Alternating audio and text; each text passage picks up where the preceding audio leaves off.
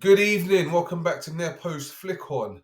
Right, Aston Villa Newcastle. Well, that was easy. I didn't think Aston Villa would make such light work of Newcastle. So the game's ended 4-1, and Aston Villa absolutely demolished.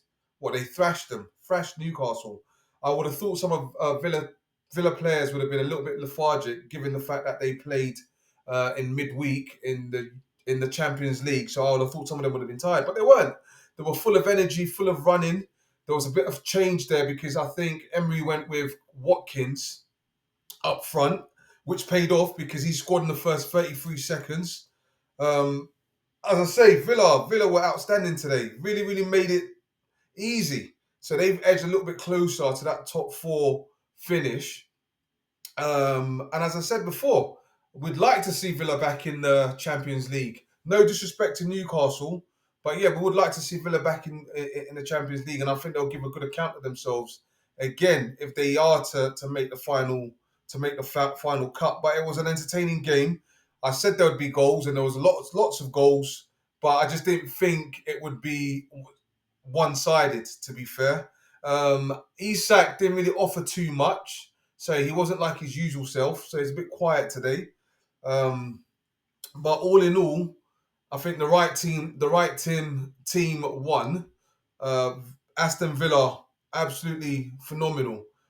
4-1 victory against Newcastle. And remember, they're both competing for the top four finish as well. So to beat your competition in that type of fashion, kudos to Aston Villa.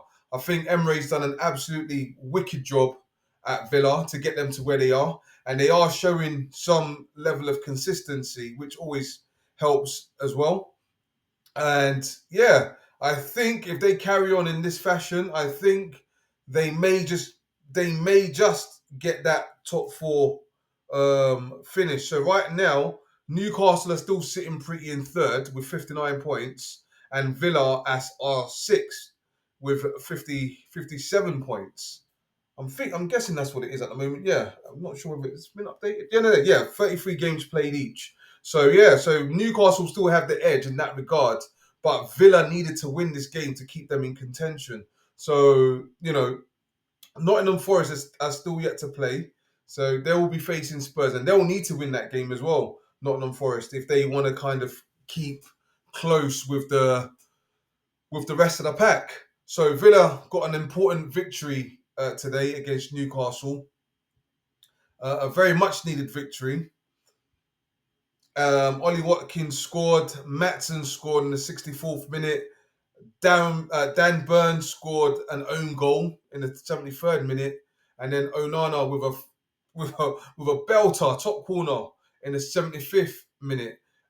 Shear did equalise earlier on the 18th minute, I think, for Newcastle. But as I say, there was only one winner today, and that was Aston Villa. They put in a very, very good performance, and hopefully they will be looking to finish in the top four. But it won't be easy. There are still a few games to go, and the rest of the games are looking tough. No game is easy, especially when you're fighting for like the top honours. So yeah, definitely, it's going to be an interesting one.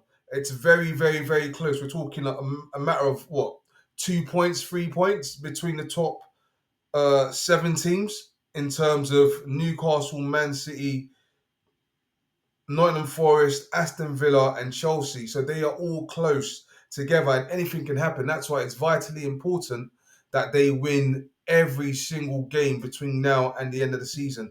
Newcastle may feel that they've got 59 points, so they could afford to lose today. But I think going forward, they can't afford to lose any more games. To be honest, and if they want to finish in the top four, they will need to win all their games, both home and away. You can't just rely on home games alone.